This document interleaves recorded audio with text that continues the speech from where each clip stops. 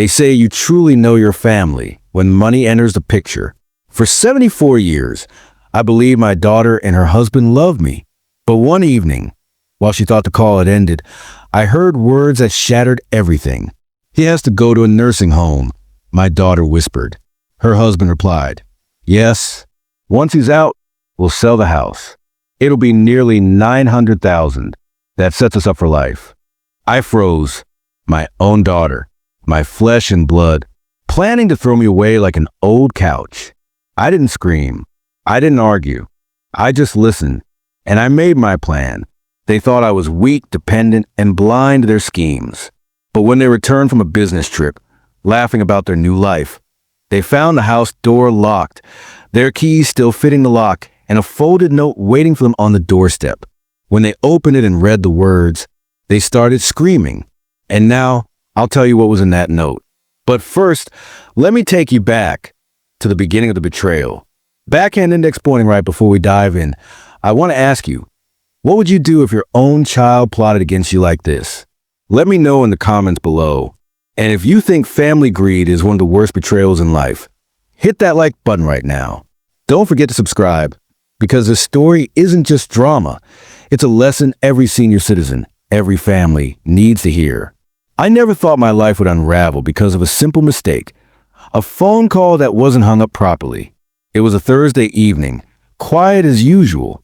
I was in my recliner, sipping lukewarm tea, the TV humming some late-night reruns in the background. My phone buzzed. It was my daughter, Lisa. Lisa had always been my pride. After her mother passed away, she was the one I leaned on. I worked 2 jobs when she was a girl, just to put her through college. I skipped meals, skipped vacations, skipped everything, so she could have a future. So when her name lit up my screen, I smiled and answered. "Hey, Dad," she said, her voice sweet as honey. "How are you feeling today?" "Oh, same old, same old." I chuckled. The knees ache, but they still bend. She laughed lightly. Good. Listen, Mark and I are heading on a little business trip this weekend. Just checking in. I told her not to worry, that I'd be fine. After a few pleasantries, the call ended. At least, I thought it did. That's when I heard it. Her voice, still on the line.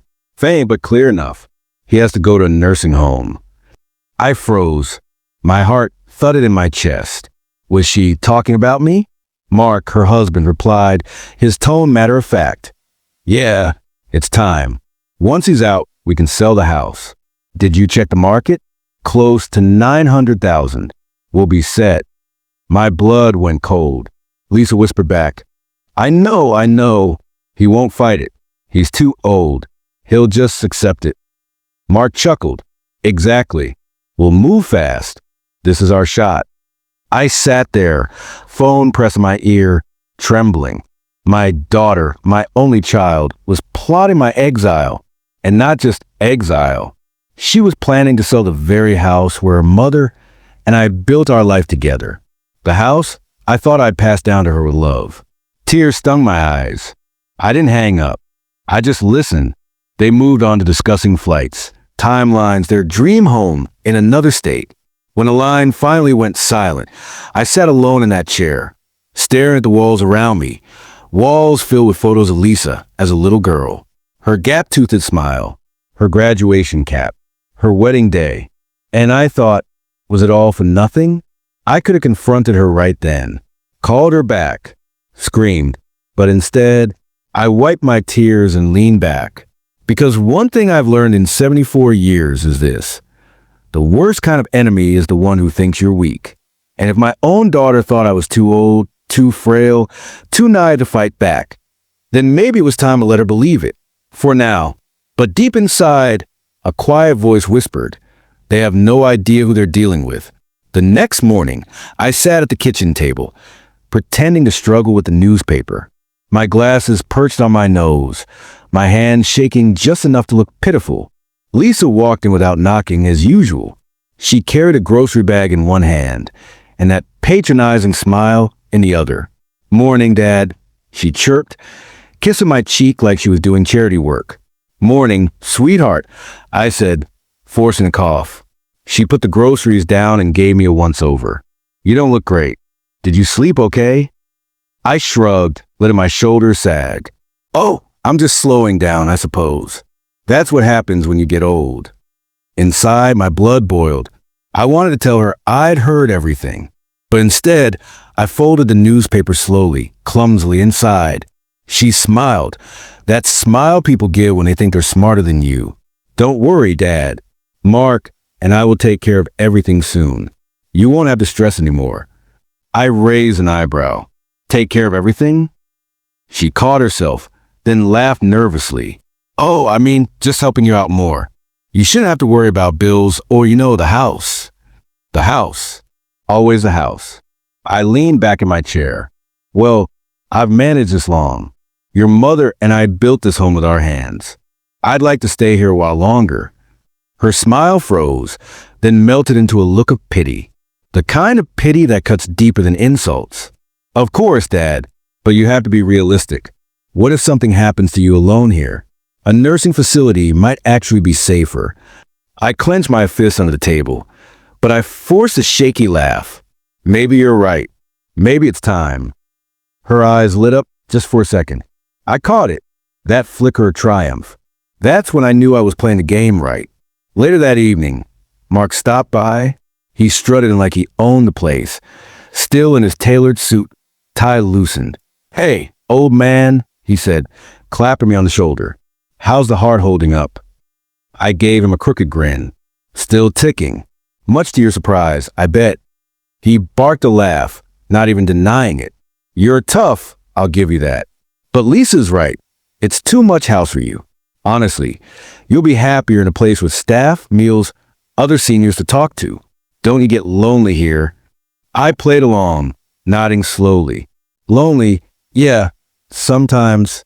You're probably right. I can't keep up with the house anymore. Lisa beamed at him, as if to say, see? He's folding. Mark leaned against the counter, smirking. Good man. You won't regret it. And hey, once the house sells, we can visit you in style. Maybe fly first class for once, huh, Lisa? She giggled, swatting his arm. Stop it. But she didn't tell him to stop because it was wrong.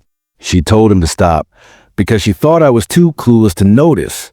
I sat there, quiet, nodding like an obedient old fool. But inside, every word they said was another nail in the coffin of my patience. That night, I went upstairs to my study, a room Lisa never bothered to enter. On the shelves sat boxes of documents, papers, and one folder I hadn't touched in years, the deed to the house. I pulled it down, dusted it off, and smiled for the first time that day. Because if my daughter thought she could write me out of my own life, she was about to learn that this old man still had a few chapters left to write, and they wouldn't be to her liking. I went back downstairs, put on my slippers, and left the living room light on. When Lisa peeked in before leaving, she saw me slouched in the recliner, asleep. Poor Dad, she whispered to Mark at the door. He won't even see it coming. I kept my eyes closed, breathing slow and steady. And I thought, you're right, Lisa. You won't see it coming either. The following week, I noticed a change. Lisa came by more often, not out of love, but out of calculation. She brought papers, folders, even brochures. On Tuesday, she walked in with a bright smile and something hidden behind her back. Guess what I picked up today, Dad? She said. I raised an eyebrow. What's that? She laid them on the table.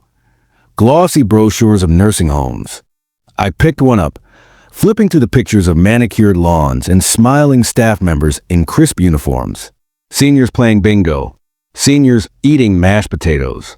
Seniors looking like they'd given up on life. Lisa leaned over my shoulder. See, Dad? Doesn't that look nice? They have a fitness program, daily activities, even a community garden. You fit right in. I swallowed hard, forcing a shaky smile. Looks cheerful. Mark, who had followed her in, chuckled. Better than rattling around in this big old place by yourself, huh? Plus, you have people watching out for you. You wouldn't have to worry about accidents. That word, accidents, made my jaw tighten. I nodded slowly. You might be right. Lisa clapped her hands together. Oh, I'm so glad you're being open-minded about this, Dad. Honestly, I thought you'd resist. But you're being so practical. I'm proud of you. Proud of me? My blood boiled. She talked to me like I was a child learning to tie my shoes. But I just smiled weakly and said, I just want what's best. By Thursday, she was back again. This time, she had a man in tow, a real estate agent. Dad, she said, her voice all sunshine, Mrs. Steve. He's just here to take a quick look at the house. No pressure. I blinked, feigning confusion. Real estate? But I thought. Mark cut me off with a grin. It's just exploratory. Oh man, nothing's final. Steve's just giving us an estimate. Steve shook my hand. I scanned the house like a hawk spotting prey. Beautiful property. Classic build. With the market right now, you could get, I'd say at least $890,000. Lisa's eyes sparkled. See, Dad? That's amazing. Think of what that money could do for you. The best nursing home, healthcare, comfort. You deserve it. But her voice wavered just enough. Because we both knew the truth. She wasn't thinking of my comfort. She was thinking of hers. I pretended to sigh. Almost $900,000? That's a lot of money. Mark clapped me on the back. Exactly. You'd be living like a king in those facilities. And Lisa, and I could finally stop worrying. It's really the smart choice. I nodded slowly, my eyes downcast. But inside, my mind was racing. That night, I sat in my study again. The folder with the deed lay open on my desk. I thought about Lisa's childhood, about the nights I worked late to pay for her braces, about the times I sat in the rain at her soccer games. And now, she wanted to trade me for a check. I closed the folder, my decision growing firmer. On Friday, Lisa returned again, all smiles. Dad, you won't believe it. There's already interest in the house. Mark and I are going to meet with a couple while we're on our business trip this weekend. Isn't that exciting? I feigned surprise. So soon? Things move fast these days. Lisa touched my hand gently. Don't worry. We'll handle everything. You just focus on packing a few personal things. We'll get you settled comfortably. My throat tightened. Packing? Already? She squeezed my hand. Don't worry. It's all for the best. Mark came in with a stack of suitcases. We're heading to the airport in a few hours. Just wanted to say goodbye before we go. When we get back, we'll have some great news. They were buzzing with excitement, giddy with greed. They kissed my cheek, promised they'd call, and rolled their bags out the door. I watched from the window as they drove away, laughter spilling into the night. I turned back to the quiet house, my house, and whispered to myself, enjoy your trip, because when you come back, nothing will be the same. The house was silent after Lisa and Mark left. For the first time in weeks, I could breathe without their voices buzzing in my ears about nursing homes and real estate markets. I shuffled into the kitchen, poured myself a fresh cup of coffee, and sat at the table. On the counter sat the brochures Lisa had brought me, their glossy pages mocking me with pictures of smiling seniors. I picked one up, stared at the fake grins, and chuckled bitterly. They think they've already won, I muttered, but the truth was their little business trip gave me just enough time to make my move. The next morning, I put on my old gray suit, the one I hadn't worn since Lisa's wedding, and called a cab. The driver gave me a curious look when I slid into back seat with a heavy leather folder clutched to my chest. Where to, sir? He asked. Downtown. Hastings and Clark Law offices. He nodded and pulled away from the curb. As we drove through the city, I thought about how Lisa and Mark probably imagined me at home, sitting in my recliner, dozing off the TV. They had no idea that I was on my way to speak to my lawyer, the same lawyer who helped me and my late wife draw up our will years ago. When I arrived, Mr. Clark himself greeted me. He was older now, like me, but still sharp as a tack. John, he said warmly, shaking my hand, it's been too long. What brings you in today? I sat across from him in the mahogany-paneled office and leaned forward. It's my daughter, I said quietly, and her husband. They think I'm too old to notice, but they're plotting to put me in a nursing home and sell my house out from under me. Clark's eyes narrowed. Do you have proof? I tapped the side of my head. I don't need proof. I heard it with my own ears. He sighed, leaning back. I'm sorry to hear that, John, but you came to the right place. What do you want to do? I opened the leather folder, sliding the house deed across the table. I want to change everything. The house, the will, all of it. If my daughter's loyalty can be bought by greed, then she won't see a dime from me. Clark nodded slowly. And who do you want to leave it to? I smiled for the first time that day. The community. There's a veterans charity I've supported for years. They could use the house or the money from it, far more than my ungrateful daughter. He raised an eyebrow. That's a big step, John. Are you sure? I took a deep breath. Mr. Clark, I worked 50 years for that house. My wife and I built our lives inside those walls. If Lisa thinks she can throw me away like yesterday's garbage, then she deserves to learn what greed costs. By the time I left his office, the paperwork was in motion. The house was legally secured under the charity's name in the event of my passing, and Lisa's name had been removed entirely. I felt lighter than I had in weeks. On the way home, I stopped at the hardware store, bought a new lock, a heavy pad of stationery, and a fountain pen. Because while the legal side was handled, I wanted something personal too. Something Lisa and Mark couldn't misinterpret. That night, I sat at my desk, the study lamp casting a warm glow on the blank page. My hand trembled slightly as I wrote, but my words were steady, sharp, and final. When I finished, I folded the note carefully, slid it into an envelope, and placed it by the front door. Then I changed the locks.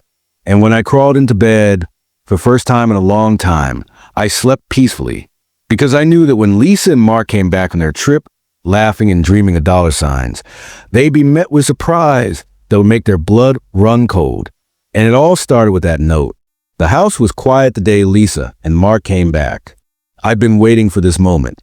Sitting in the living room, the curtains drawn just enough to watch the driveway, their shiny black SUV pulled in, luggage strapped to the roof. Lisa's laughter drifting through the air as they climbed out. They were glowing, like they just won the lottery. In their minds, they had, I watched as they grabbed their bags and strolled up the walkway, still talking. This is it, Mark, Lisa said, her voice bubbling with excitement. Once we close on Dad's place, we can finally put a down payment on that lakefront property. Can you imagine the kids playing there every summer? Mark chuckled, jingling his keys. First-class flights, vacations, no more money stress. Your dad has no clue how much he's about to change our lives. Lisa smirked. Poor Dad. He thinks we're doing this for him. He'll probably even thank us. I gripped the armrest of my chair until my knuckles turned white. Mark slid his key into the lock, turned it, and frowned. He tried again. The key went in, but the lock wouldn't budge. Lisa's smile faltered. What's wrong? Must be stuck, Mark muttered, jiggling the knob harder. He cursed under his breath. Lisa stepped forward. Let me try. She twisted the key furiously, her face turning red, but the door stayed shut. Finally, she noticed the envelope taped neatly to the doorframe. What's this? She asked, ripping it free. Mark shrugged. Probably some notice from a neighborhood association. Lisa tore it open, her eyes darting across the words. With every line she read, her face drained of color. What is it? Mark demanded. She read aloud, her voice shaking. Lisa, I know everything. I heard you and Mark planning to put me in a nursing home and sell the house.